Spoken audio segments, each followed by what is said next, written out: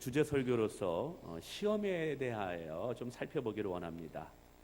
신앙의 여정 중에서 끊임없이 만나게 되고 반드시 통과해야만 되는 것이 시련이라는 것이 있고 시험이라는 것이 있습니다.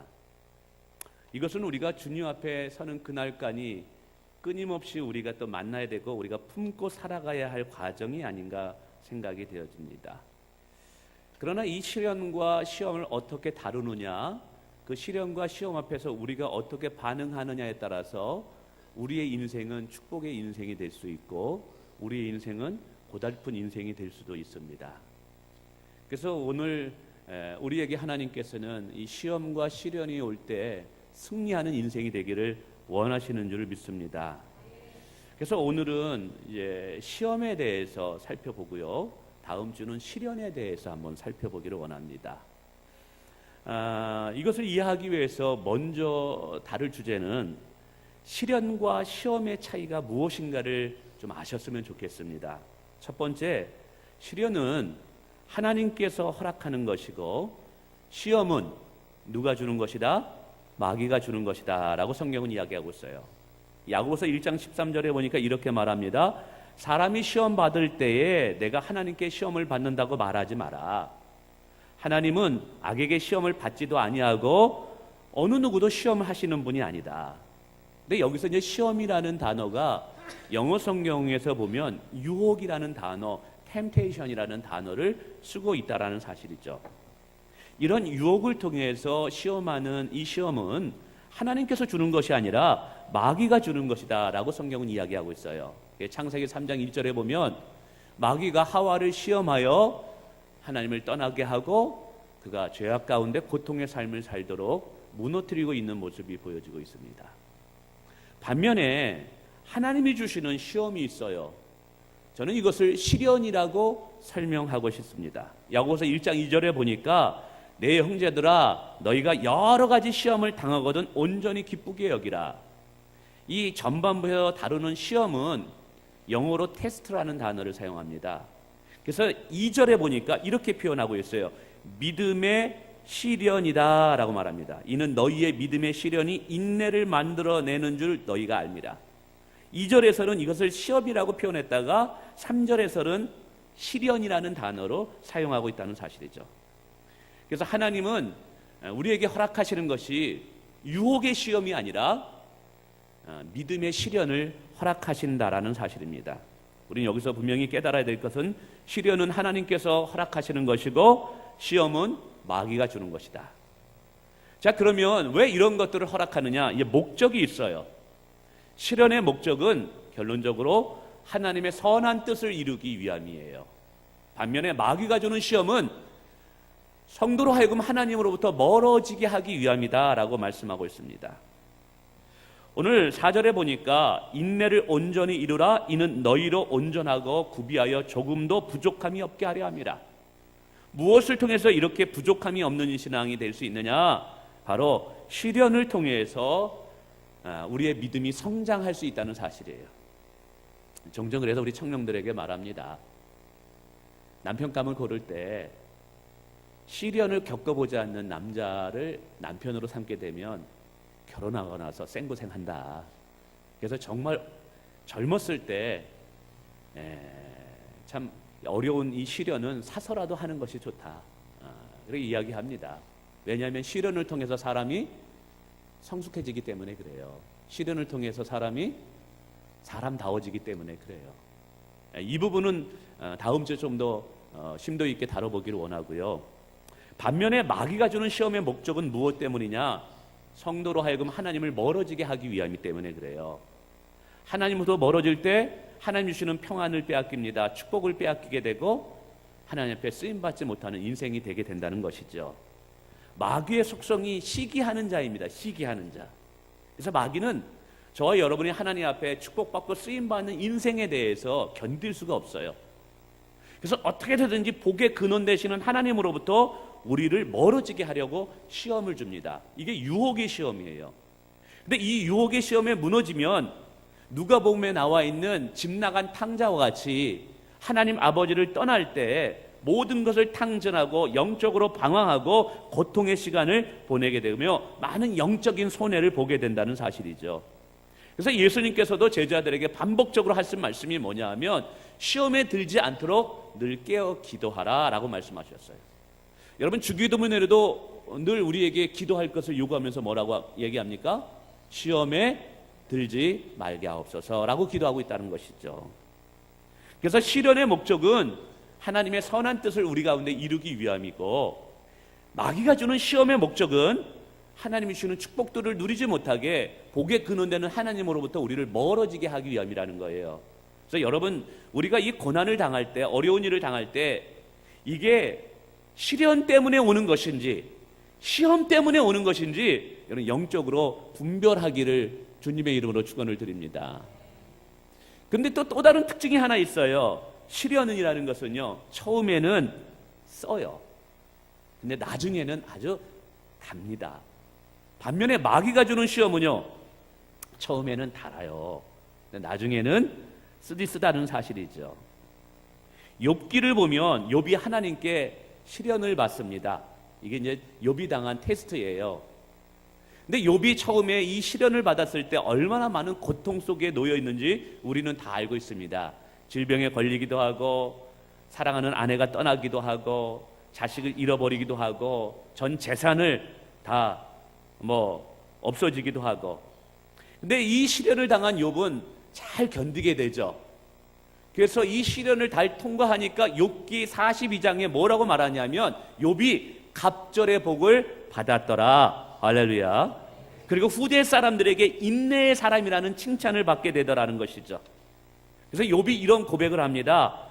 내가 가는 길을 그가 아시나니 그가 나를 단련하신 후에 내가 정금과 같이 나오리라.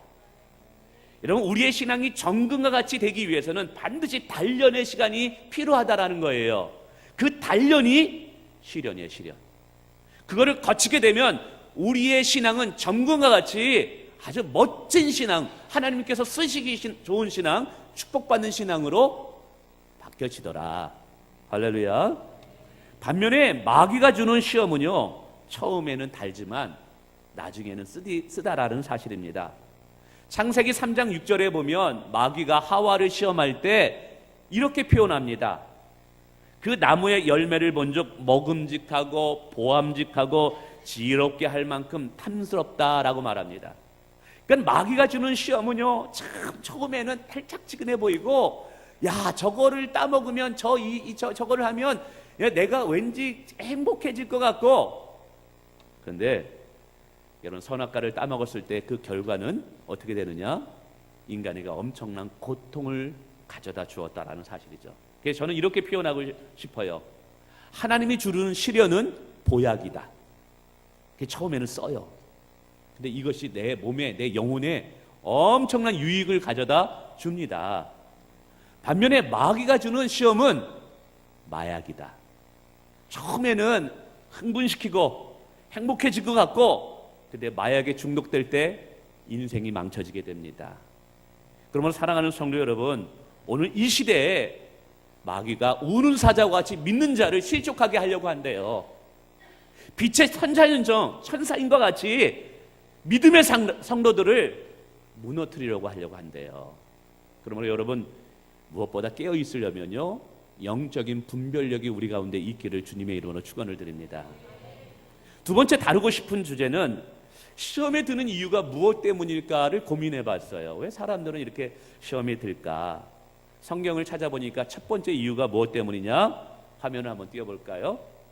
한번 읽어보겠습니다. 시작. 자신의 욕심에 이끌려서. 오늘 야고보서 1장 14절에 말합니다. 오직 각 사람이 시험을 받는 것은 자기 욕심에 끌려 미혹됨이니. 사단 마귀에 미혹되는 이유가 뭐라는 거예요? 자기 욕심 때문에. 그래서 저도 이게 목회를 하다 보면 종종 참 이게 이제 시련 때문에 당하는 어려운 성도들은 결국 합력할 선을 이루어서 하나님이 일어나게 하시더라고요. 근데 어떤 분들은 시험에 빠져가지고 많은 고통당하는 분들이 있어요. 그 내면을 들여다보고 원인을 가만히 찾아다 보면 왜 저렇게 불행하게 되었지? 평안과 기쁨을 빼앗기게 되었지. 그걸 추적하면 어디에 맞부딪히냐 하면 욕심에 맞부딪혀요. 욕심에. 이 욕심이 잉태한 죄를 낳아요. 죄가 장성한 즉 사망을 낳게 돼요. 가만히 생각해 보세요. 이게 욕심 때문에 사람들이 이게 다 잃어버리는 사람들이 많더라고요. 그래서 저는 이렇게 표현하고 있어요. 욕심은 브레이크가 없는 폭주 기관차다. 욕심은 브레이크가 없는 폭주 기관차예요. 여러분 그런 기관차 위에 올라타 보세요. 생명의 위협을 받습니다. 뿐만이 아니에요. 욕심은요 블랙홀이에요. 블랙홀. 그래서 이 전체 우주를 삼키고도 남을 수 있는 것이 뭐냐면 인간의 욕심의 마음이에요. 이 욕심의 마음에는 집어넣어도 만족을 못해요. 아파트 18평에서 20평, 20평에서 30평. 예전에 한번 제가 비유를 들었는데 하나님이 너 뭐 하다 왔냐 물어봤더니 이 사람이 감감히 생각해 보니까 이렇게 대답했잖아요. 화장실 3개요. 어찌된 일이냐 뭐냐? 아니 12평짜리에서 화장실 하나 가지고 그냥 좁은 데서 애들하고 하다 보니까 아침마다 학교 가는데 남편 출근하는데 화장실 하나 때문에 막 해가지고 이분이 그냥 주님 화장실 2개짜리로 이사 가게 해주세요. 그래가지고 이제 간절히 기도했더니 하나님 응답하셔서 2개짜리 화장실 있는 집으로 이사 갔네. 예? 집에 이사 가가지고 너무 좋아가지고 안방에도 들어놓고 건너방에도 들어놓아가지고 너무 좋아했어요. 그러다 가만히 보니까 이제 남편하고 같이 사는데 화장실을 남편하고 둘이 싸우니까 불편해. 그래서 왠지 좁아지고 그래가지고 이 남편이 담배를 피워가지고 화장실에서 담배 냄새를 그냥 하니까는 이거 너무 불편하고 냄새가 나니까 안 되겠다. 화장실 3개짜리가 좋겠다. 하나님 화장실 3개요. 그래가지고 이제 드디어 화장실 3개짜리 집으로 이사가 가게 됐어요. 이사 가고 다음날 죽었대요. 그래서 하나님께서 뭐 하다 왔냐 물어보니까 일생에 남는 것은 화장실 3개짜리 집밖에 없다라는 거예요. 우리 인생은 만족을 몰라요. 감사할 줄 몰라요. 뭐 때문에 그래요? 욕심 때문에. 여러분 욕심을 따라 살면 절대로 여러분 마음에 평안을 얻을 수 없고 감사를 가질 수가 없어요. 여러분 욕심이 잉태한 즉 죄를 낳는다는 것을 기억하시길 바랍니다. 그래서 우리는 욕심 대신에 늘 자족하는 마음, 감사하는 마음, 할렐루야. 지금 내가 누리고 있는 것이 하나님의 은혜 때문이다. 하나님의 축복 때문이다. 그리고 내 주위에 있는 모든 사람들을 향해서 감사하셔야 돼요. 저도 요즘 제가 우리 장로님들에게도 내가 권사님 한 분에게도 고백했는데 너무 감사한 거예요. 가만히 보니까 우리 교회 성도분들이 너무 좋은 분들만 있는 거야. 우리 장로님들도 생각하니까 너무 좋은 분들이야. 어떻게 해서든지 저를 도와주려고 하고 우리 권사님들 보니까 너무너무 괜찮은 분들만 우리 교회 다 오시는 것 같아. 우리 이선희 권사님만 축복을 받을지어다. 아멘 하시는 분만 복을 받을지어다. 왜냐하면 제가 노예 가서 목사님들 얘기 들어보니까 고민들을 얘기하는데 기도 제목들을 내면서 얘기하는데 누구 때문에 힘들다, 장로님 때문에 힘들다, 권사님 때문에 힘들다. 힘들다는 거 다 근데 저는 가만히 생각해 보니까 교회에서 사람 때문에 힘든 게 없어요. 참 이게 제가 이렇게 부족하니까 하나님이 다 채워주시는 것 같아요. 사람 때문에 힘든 게 없는 것 같아요. 얼마나 감사한지. 그런 생각이 들더라고요. 나는 행복하구나. 나는 행복한 목회자다. 그래서 너무 감사한 거예요. 내가 할렐루야 선교교회 담임 목사가 된 것이 너무 감사하더라고요. 할렐루야. 정말이에요, 정말. 그래서 하나님 앞에 제가 감사를 했어요. 하나님 너무 감사합니다. 두 번째는 자신의 능력을 과신하기 때문에 시험에 들더라고요. 죄의 유혹에 빠지더라고요. 이 과신한다는 것은 교만함이에요. 교만함. 잠언 16장 18절에 이렇게 말합니다. 교만함은 패망의 선봉장이요 거만한 마음은 넘어짐의 앞잡이니라. 여러분 전쟁에 나가는 장수가 왜 패배합니까? 자만심 때문에, 교만함 때문에. 사업 잘 나가다가 왜 넘어집니까? 교만함 때문에. 그래서 마귀는요 교만함의 가장 친한 친구예요. 교만함의 친구입니다. 성경에 창세기부터 요한계시록까지 분명한 영적인 진리가 하나가 있는데 교만한 자는 반드시 넘어지게 되어 있어요. 교만한 자는 반드시 넘어지게 돼 있어요. 그래서 바울 사도는 우리에게 권면합니다. 선즉 넘어질까 조심하라. 야, 이 정도 목회하면 성공한 목회네 하는 순간 사단마귀의 시험에 넘어져서 정말 말년에 목회가 부끄러운 목회가 되는 분들을 많이 봤어요. 근데 이게 목회뿐이겠습니까? 우리의 인생도 마찬가지입니다. 여러분 늘 겸손하시길 주님의 이름으로 축원을 드립니다. 할렐루야. 네. 세 번째는 게으름과 나태함 때문에 시험에 드는 경우가 있더라고요. 마귀의 시험에 무기력하게 넘어지는 사람들의 특징을 보니까 영적 게으름, 영적인 무기력 때문에 그래요. 그래서 예수님께서도 베드로에게 말씀하셨죠. 베드로야, 내가 시험에 들지 않도록 1시간만이라도 좋으니까 깨어 기도하라. 근데 베드로는 너무 피곤했어요. 그래서 기도하지 못하고 잠을 자게 됩니다. 그래서 어떻게 됩니까? 예수님을 3번이나 부인하는 마귀의 시험에 빠지게 됐다라는 사실이죠. 이런 영적 게으름과 나태함은 마귀의 먹잇감이 되기에 딱 좋아요. 우리는 분명한 힘들고 지치고 영적으로 더 하나님을 가까이 못하는 이유들이 있습니다. 목사님, 제가 이런 이유 때문에 금요기도에 못 와요. 목사님, 제가 이런 이유 때문에 성경을 못 읽어요. 다 이유가 있어요. 근데 한번 물어봅시다. 여러분이 그렇게 영적으로 게으르고 나태한 이유를 대면 여러분을 시험하고 유혹하고 무너뜨리는 마귀가 이렇게 얘기할까요? 그래? 네, 충분히 이해해. 그럼 내가 너를 오늘은 유혹하지 않으마. 여러분 이렇게 얘기할까요? 아니죠.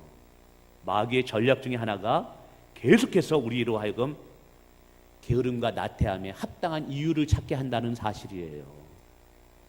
여러분 이게 마귀의 전략이에요. 나는 이래서 못해. 나는 이래서 기도하지 못해. 나는 이래서 성경을 나는 읽지 못해. 나는 이래서 예배드리지 못해. 나름대로 여러분 핑계 없는 무덤은 있다 없다? 없어요. 계속해서 우리를 하여금 내일 하게 하고 이유를 대게 합니다. 근데 그게 마귀의 전략이에요. 사랑하는 성도 여러분, 바쁘시죠? 여러분 분주하시죠? 그러나 무엇보다 영적인 일에 부지런하시기를 주님의 이름으로 축원을 드립니다. 여러분 기도하세요. 매일같이 성경 3장씩 읽으세요. 그리고 주일 성수 빠뜨리지 마세요. 생명을 걸고 주일 성수하세요. 저도요, 지금 신앙생활 초신자부터 시작해가지고 지금까지 지금 몇 년이에요. 제가 본격적으로 신앙생활 한 것이 몇 년인가요? 그것도 잊어버렸네요. 군대 제대하니까 89년,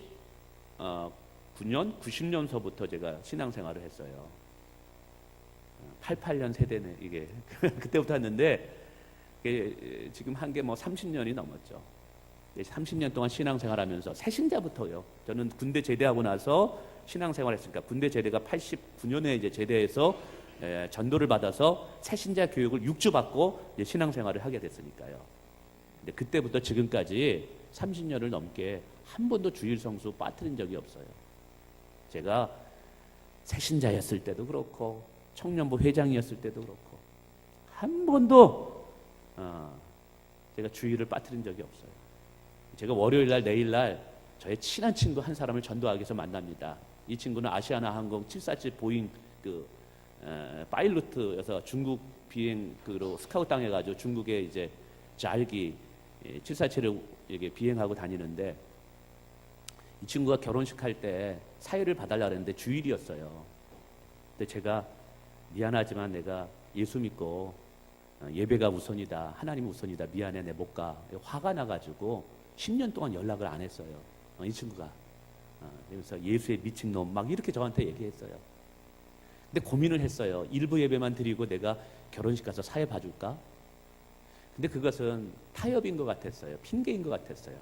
주일은 온전하게 하나님께 드리기라 내가 결단했기 때문에 또 하나님께서 그런 마음을 주셨고요. 그래서 그 친구를 잃어버렸죠.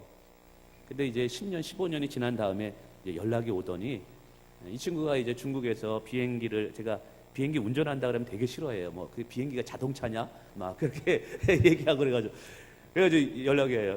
왜냐? 친구들은 다 직장을 가는데 월요일 날 쉬는 사람은 목사인 나밖에 없어. 그래가지고 나 좀 만나고 싶다고. 잘 됐다. 전도 축제인데 내가 좀 와달라고 내가 하려고 내가 이제 산에나 가자 하면서 사역일을 전하려고 합니다. 여러분 부지런히 하나님을 찾으시기를 바랍니다. 그 다음에 우리의 신앙이 말씀 위에 서 있지 않기 때문에 신앙의 미끄러움을 실족하게 되더라고요. 시편 73편 2절에 보니까 시편 저자가 이런 고백을 해요. 내가 거의 넘어질 뻔하고 나의 걸음이 미끄러져 실족할 뻔하였도다 라고 말합니다. 신앙의 삶을 가는 여정 속에서 거의 미끄러져서 실족할 뻔하였도다 라고 이야기하고 있어요. 왜 그러냐 하면 시편 73편 나중에 읽어보세요. 악인이 형통한 거예요. 근데 경건하고 하나님을 찾는 자들은 왜 이렇게 시련을 많이 당하는지. 그래서 시편 저자가 가만히 봅니다. 저렇게 나쁜 놈이 분명히 하나님의 심판을 받아가지고 죽는 그 순간에는 아주 고통스럽게 죽을 거야 하면서 그 죽는 것을 가만히 보는데 죽는 순간까지도 호의호식하면서 죽어버리네. 갈등을 느낀 거예요. 정말 하나님이 살아계신 거야? 하나님은 공의로운 하나님이라 그러는데 어떻게 하나님이 계신다면 어떻게 저런 일이 일어날 수 있어? 그러면서 하나님을 떠나려고 합니다. 미국에서 9.11 테러를 당했을 때 많은 사람들이 그 사건을 보면서 아니 하나님이 어디 계시냐 떠났어요. 세월호가 일어났을 때, 사건이 일어났을 때 아니 하나님이 살아계시면 그렇게 어린 아이들이 어떻게 저렇게 차가운 바닷속에서 빠져서 죽느냐 이야기합니다.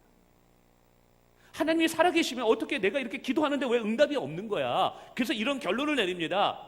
하나님은 안 계신가 보다. 하나님은 죽었나 보다. 하나님은 없어. 그러면서 교회 나오기를 이제 싫어하고 거절합니다. 근데 한번 생각해 보십시오. 내가 하나님이 없다고 주장한다 할지라도 여러분 하나님이 정말 안 계신 건가요? 하나님의 존재가 내가 없다고 해서 없는 것, 있다고 해서 있는 그런 분이 아니잖아요. 할렐루야. 여러분 하나님은요 우리가 없다고 해서 없는 분, 있다고 해서 있는 분이 아니라는 거예요. 그래서 이 시편 73편의 저자가 고민하다가 마지막 순간에 그래 교회 가서 성전에 가서 기도 한번 하자. 기도하는데 성령의 음성을 들어요. 그 성령의 음성이 뭐냐면 하나님의 말씀을 깨닫게 되는 거예요. 이 말씀을 깨닫고 자기 안에 이 혼란스러운 이 세상을 이해할 수 없는 이 고난의 문제가 이해되게 되어집니다. 상황은 변한 것이 하나도 없는데 믿음을 통해서 말씀을 통해서 깨달아서 내 내면이 변화되니까 이렇게 고백하고 있어요. 하늘에서는 주 위에 누가 내게 있으리요? 땅에서는 주 위에 내가 사모할 자 없나이다. 내 육체와 마음은 여전히 세자네요. 내 육체와 마음은 여전히 병들어서 피곤해요. 그러나 하나님은 내 마음의 반석이요 영원한 분깃이시라. 할렐루야. 아주 멋진 신앙의 고백을 합니다. 어떻게 이렇게 가능했을까요? 신앙이 실족할 뻔하였다가 믿음이 견고한 사람으로 변화되는 이유가 뭐냐면 그의 신앙이 말씀 위에 세워지면서 가능했던 거예요. 오늘 우리의 신앙이 말씀에서 벗어나면 여러분 넘어지고 미끄러집니다. 여러분의 신앙이 하나님의 말씀 위에 서 있기를 주님의 이름으로 축원을 드립니다. 그래서 제가 그런 생각을 해봤어요. 사람들이 어떤 영역에서 잘 미끄러질까? 왜냐하면 이게 중요한 이유가 되는 게 제가 안 미끄러지기 위해서예요. 제가 시험에 들지 않기 위해서 사람들은 언제 어떤 상황에서 잘 미끄러질까 한번 살펴봤어요. 몇 가지로 제가 한번 찾아봤는데 첫째 문제가 뭐냐면 영적인 문제로 인해서 시험이 들 때가 있더라고요. 영적인 문제, 가령 이런 거예요. 처음에 교회를 나왔어요. 이제 새신자분들이 이제 겪는 과정인데 너무 좋은 거예요. 교회 오니까 찬양할 때 감동이 되고 막 눈물도 나고 그리고 예배 드릴 때 마음도 완전 평안하고 그런데 내가 어려움이 있을 때 기도했더니 응답도 받은 거예요. 근데 뭐가 들어오느냐? 제삿날이 들어온다. 제삿날이. 제사가 나오는데 이게 고민이 되는 거예요. 이게 제사를 드려야 되느냐 말아야 되느냐. 그런데 목사님은 오직 여호와 하나님만을 섬기라고 얘기했으니까 이게 고민이 되는 거예요. 어정쩡한 모습을 취합니다. 거기서 이제 시험이 들어요. 그래서 이 제사 문제를 넘어서서 믿음이 성장하는 사람이 있는 반면에 이 제사 문제 앞에서 무너지고 에휴, 교회 못 다니겠다 하는 분들이 있더라고요. 이게 다 뭐냐? 영적인 문제라는 거예요. 영적인 문제. 우리 젊은이들은 또 어떤 문제에 또 넘어지냐면요, 이게 이런 점을 보는 거 있죠. 요즘 건대 앞에 가보니까 타로점이 너무 많더라고요. 타로점 막 줄 서서 보더라고요. 어떤 분들은 뭐 여전히 뭐 점집에 가는, 예수 믿고 점집에 가면 안 됩니다, 여러분. 예, 제발 부탁드립니다. 이게 제가 잠깐 말씀드릴게요. 왜 이게? 근데 문제는 뭐냐? 영적 무지 때문에 내가 지금 시험에 들고 있는지도 모르는 거예요, 지금. 목사님, 그게 문제 뭐예요? 그냥 뭐 돈 3,000원 넣고 그냥 장난삼아 보는 타로점이 뭐 신년에 보는 점이 뭐가 그렇게 대수라고. 근데 여러분, 성경에서 점을 보는 것, 구술하는 것, 타로를 보는 것은 영적 간음이라고 이야기하고 있어요. 영적 간음. 그래서 사울왕이 이 영적 간음, 이것 때문에 멸망하게 됩니다. 요한계시록 21장 8절에 보면 지옥 유황불에 떨어져서 고통당하고 당하는 사람들의 부류가 나왔는데 그 중에 누가 있느냐? 점술사가 있어요. 점술사가. 성경은 오늘 우리를 향해서 예수 그리스도의 신부라고 말하고 있어요. 신부. 저와 여러분은 예수님의 거룩한 신부예요. 신랑이 누구예요? 예수님이에요. 근데 내가 예수님을 의지하지 않고 사랑하지 않고 점집에 가서 점을 보고 타로점에서 타로하는 것을 성경은 뭐라 하냐면 영적인 간음, 영적인 외도를 한다는 거예요. 한번 생각해 보세요. 남편이 있는데 다른 남자에 가가지고 외도를 하면서 남편에게 사랑을 받기를 원하는 여인이 있다면 이거 모순된 거 아닙니까? 그래요? 안 그래요? 안 그렇습니까? 여러분의 가정은 그렇지 않잖아요. 남편이 버젓이 있는데 다른 남편과 가지고 막 하룻밤을 자고 그리고 돌아와가지고 남편한테 나 사랑해줘, 용돈 있으면 줘, 이렇게 말합니까? 쫓겨나죠. 이혼당하죠. 이게 여러분, 성경 분명히 이야기하고 있어요. 그게 영적인 외도래요. 외도. 우리가 예수님을 통해서 은혜를 받고 예수님을 통해서 축복을 받고 예수님의 사랑을 받아야 될 자들이 우리들인데, 여러분, 외도하면서 하나님께 이런 은혜를 받겠다? 안 돼요. 안 돼. 그래서 여러분, 점을 많이 보고 구술하고 타로를 보면 이게 점점 뭔지 아세요? 나도 모르는 사이에 하나님의 축복에서 멀어지고 있는 거예요. 아멘. 시험인 줄 알아야 돼. 이게. 또 뭐가 있냐면 물질로 인해서 오는 시험이 있어요. 물질로 오는. 뭐냐면 하나님보다 물질을 더 사랑하기 때문에 문제가 되는 거예요. 물질 자체는 죄악이 아니에요. 물질을 사랑함이 죄악이라고 야고보서는 이야기하고 있어요. 하나님보다 물질을 더 사랑해요. 하나님보다 물질을 더 의지해요. 우리가 이거를 만몬주의라고 말합니다. 물질이 우상인 거예요. 돈이라면 다 된다는 생각. 돈 앞에 사람들이 다 무릎 꿇을 거야. 맞아요. 돈은 힘이 있어요. 돈을 벌기 위해서 생명도 가볍게 여기는 것, 돈을 벌기 위해서 믿음도 걷어차버리는 것, 이거 엄청난 위험인 것입니다. 마귀는 오늘도요, 돈의 문제로 우리의 신앙을 흔들어 놓습니다. 하나님보다 더 돈을 추구하도록, 하나님보다 더 돈을 의지하도록. 저는 목회하면서 정말 하나님만을 의지하겠습니다. 오늘 이 예배 설교 올라오면서도 했어요. 하나님, 다른 거 사람 보지 않고 물질 의지하지 않고 하나님만 의지하고 하나님만 바라보는 목회자가 되게 하옵소서. 할렐루야. 여러분, 그럴 때 우리가 돈의 유혹을 이길 수 있는 줄 믿으시길 바랍니다. 그럴 때 돈이 우리에게 유용한 가치가 되는 거예요. 저는 그런 분들 많이 봤어요. 가난해가지고 사업이 힘들어가지고 하나님 이 문제만 해결되고 이 사업권만 터지면 하나님 제가 잘하고 11조도 드리고 주일 예배도 드립니다. 근데 하나님께서 복을 주셨어요. 근데 이 받은 돈을 가지고 뭘 하느냐? 아니, 이게 골프장에 가고 하나님 복을 주셨는데 룸사롱에 가가지고 결국 바람이 나버렸어요. 그러니까 부인이, 집사님이 와가지고 부목사 할 텐데, 목사님, 우리 남편이 예전에는 안 그랬는데 차라리 옛날 어려울 때가 나아요. 왜 그래요? 믿음이 준비되지 못하면, 영적인 그릇이 준비되지 못하면 하나님의 물질을 주어도 그 물질을 가지고 하나님의 영광을 위해서 쓰는 것이 아니라 죄악의 유혹에 무너져 타락한 인생이 되더라는 거예요. 우리는 그렇게 되지 않기를 원합니다. 할렐루야. 예. 세 번째는 요즘 보니까 성적인 시험에 무너지는 분들이 너무나 많아요. 이것은 뭐냐? 우리의 기쁨을 하나님 안에서 찾아야 되는데, 우리의 기쁨을 성령 안에서 찾아야 되는데, 세상에서 찾으려고 보니까 가장 인간을 쾌락하게 만드는 게 뭐냐면 성적이라는 거예요. 성적. 며칠 전에도 매스컴을 보니까 25살짜리 청년이 음란물 53만 건을 유포했다라는 게 보도가 나왔더라고요. 53만 건. 그래서 이 지구상에 성적으로 유혹에 가장 취약한 국가, 성적으로 가장 어떻게 보면은 이 음란한 국가 중에 하나가 대한민국이 돼버렸어요. 대한민국이. 여러분, 이만큼은요, 성적인 유혹을 통해서 이 마귀는 지금 믿음의 성도들을 무너뜨리는 이런 시기라는 거예요. 너무나 모순되지 않습니까? 동네마다 십자가가 세워지고 동네마다 교회가 있는데 전 세계에서 선교사를 두 번째, 세 번째로 많이 파송하는 그런 나라라고 하는데, 아니 어떻게 이렇게 전 세계에서 음란물이 가장 많이 위험 국가로 지정이 되는지. 여러분, 다윗이 밧세바와 간음함으로 그의 신앙이 시험을 들어 무너지게 됩니다. 그래서 다윗의 인생이 수치와 조롱을 당하는 인생이 되어버려요. 삼손이라는 사람이 드릴라라는 창녀와 성적인 유혹에 무너져가지고요, 그의 인생이 어떻게 됩니까? 사명도 잊어버리고 두 눈도 뽑히어버리게 돼요. 기둥에 묶여가지고 채찍질을 많으면서 비참한 인생이 되더라는 거예요.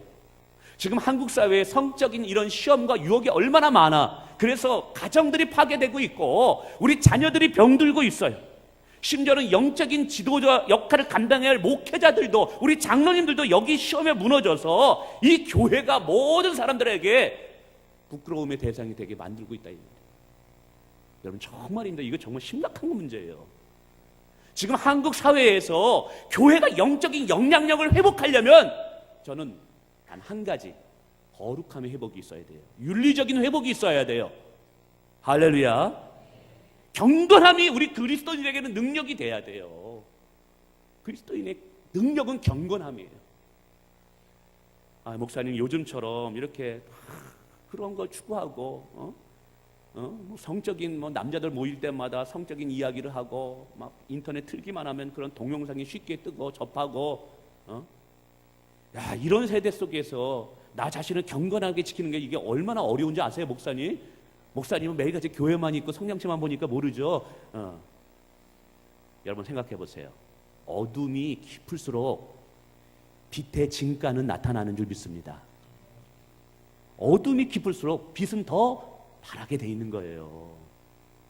그래서 어떻게 보면 이 시대가 음란한 시대일수록 경건한 삶을 살고자 하면 하나님은 그 사람을 통해서 오늘 하나님의 뜻을 이루어갈 줄 믿습니다.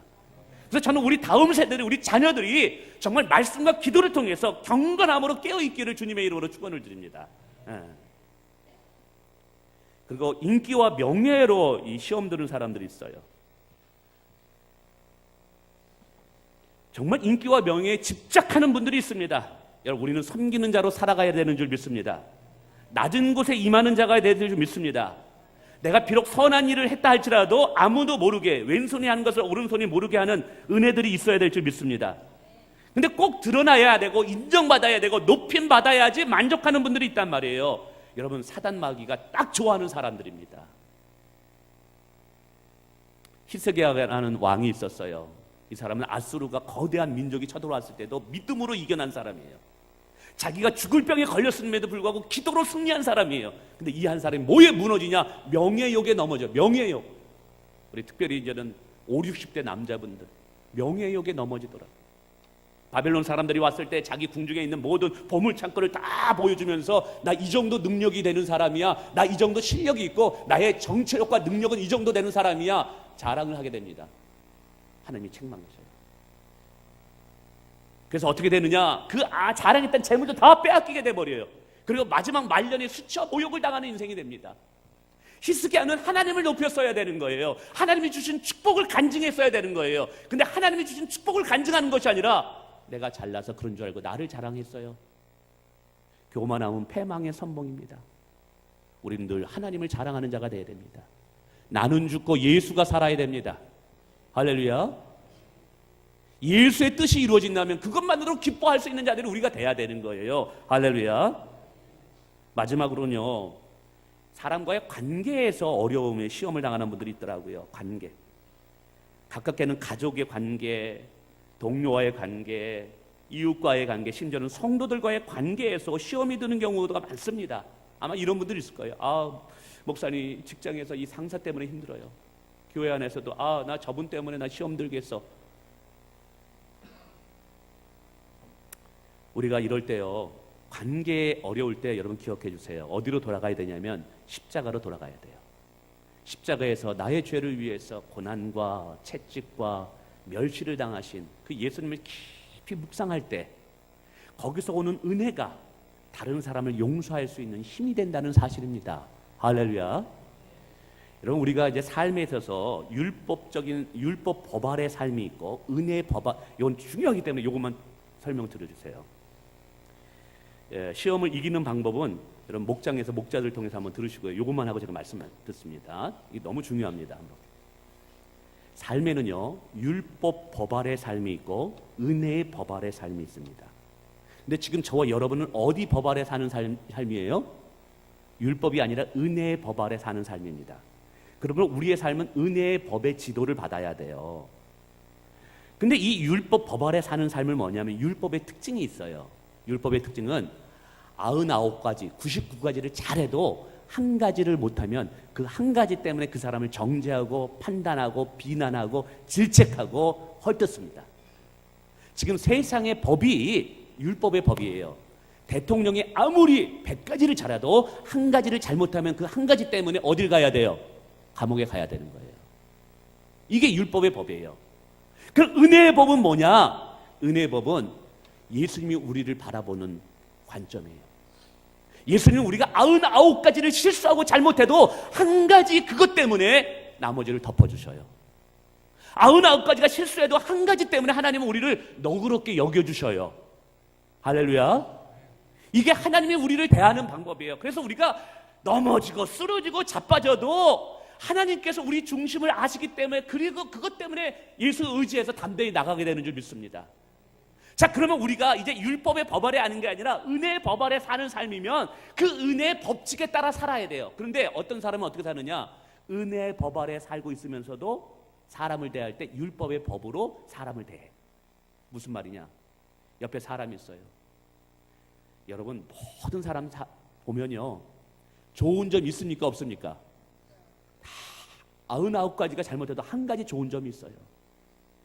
그러면 이게 율법 법 아래로 사는 사람은 뭐냐면 99가지를 잘해도 한 가지를 못하면 그 한 가지를 가지고 꼬집고 비난하고, 아이고 걔는 왜 그래? 내가 수많은 은혜를 받았는데 그 한 가지 섭섭하게 했다고 그 섭섭한 걸 가지고 그 사람을 헐뜯고 막 비난하게 돼요. 여러분, 이거는 율법의 삶을 사는 거예요. 우리는 은혜 안에 사는 사람은 은혜의 법칙에 따라 살아요. 그게 어떻게 살아야 되느냐? 누군가 나에게 99가지를 잘못해도 혹시 한 가지를 잘한다면 그것을 보려고 하는 거예요. 잘하려고 하는 그 한 가지를 보는 거고 그거로 너그럽게 대해주는 거예요. 여러분, 목사님이 또 이런 말을 해서도 시험 들지 마시고, 왼수 같은 남편도 잘하는 거 있습니까? 없습니까? 예? 있어요.